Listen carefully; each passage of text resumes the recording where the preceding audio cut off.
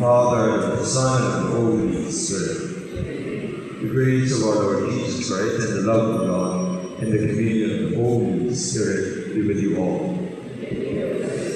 My dear brothers and sisters, let us call to mind our sins, and so prepare ourselves to celebrate the sacred mysteries. I confess, Almighty God, you, my brothers and sisters, and I